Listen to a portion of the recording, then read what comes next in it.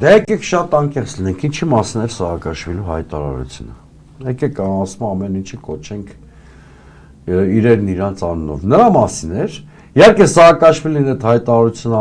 արել էր, որպեսզի Կոբախիձեի կառավարությանը քննադատի, ոչ թե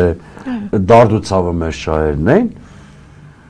Սաակաշվիլու հայտարարությունը նրա մասին էր, որ Հայաստանը դառնում է Եվրոպայի ուլտրալիբերալ գլոբալիստական ուժերի ֆորպոստը։ Եվ ես չգիտեմ ինչքանով են հիմնավոր Սաակաշվիլու պնդումները, բայց եկեք մի քանի փաստ իրար կողքի դնենք։ Եթե հավելենք նաև Իրանից եկող այդ հայտարարությունները։ Մենք ունենում ենք մի հատ շատ վտանգավոր պատկեր։ Տեսեք, նախ Եվրամիությունը հայտարարում է, որ Հայաստանին մոտ 12 միլիոն եվրո է տալիս, ըստ էության ռուսական ազդեցությունը չեզոքացնելու համար։ Այդ փողը դրա համար են տալի, եկեք այդ։ Հա, դե ասում եմ Մոլդովայի օրինակ։ Հա, եկեք այդ գեղեցիկ դեմոկրատական փաթեթավորման բառերն ու արտահայտությունները մի կողմ տողենք, դա տալիս է, որպեսզի Հայաստանում մոլդովական սցենար ներդրվի եւ հակառուսականության դոզայով ֆիլտրվեն բոլոր այն քաղաքական ուժերը, որոնք վտանգ կարող են ներկայացնել Նիկոլ Փաշինյանի իշխանության համար։ Նաեւ ստեղծվի մի հատ քաղաքական համատեքստ, որը իր բնույթով հակառուսական է։ Այդ 12 միլիոնը դրա համար են տալիս։ Այս համատեքստում Սաակաշվիլու պնդումները ցավոք սրտի հիմնազուրկ չեն դառնում։ Այսինքն, քանի որ դու դառել ես Եվրոպայի ուլտրալիբերալ գլոբալիստական ուժերի ֆորպոստը, այդ ֆորպոստում հայտնվում են Վրաստանի կառավարության հետ թշնամացած բոլոր այսպես կոչված քաղաքացիական սեգմենտները։ Իսկ Վրաստանում գիտեք, օտարերկրյա գործակալների մասին օրենք ընդունվել, հիմա ֆինանսական թափանցիկությունից խուսափելու համար ընդեղի ՀԿ-ներն ու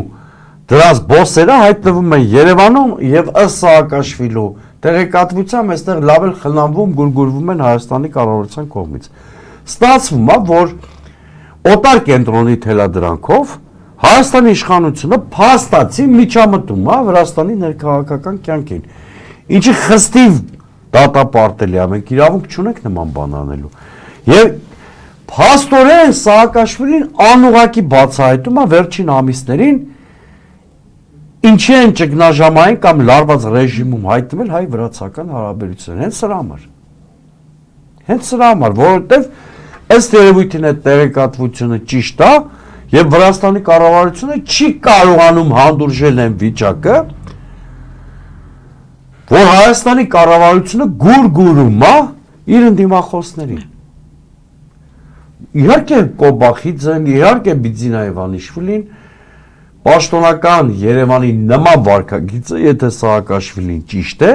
համարելու են ոչ բարեկամական, եթե չասեմ թշնամական քայլ պաշտոնական Թբիլիսիի հանդեպ։ Սաակաշվիլի այս վտանգավոր իր բնույթով սենսացիոն հայտարարության հետ կապված ես երկու բան ասեմ։ Եթե դա սուտ է, Հայաստանի կառավարությունը պարտավոր էր րոպե առաջ դա հերքել, որում փաստերով հերքել։ Եթե Հայաստանի կառավարությունը ձեն չի անում,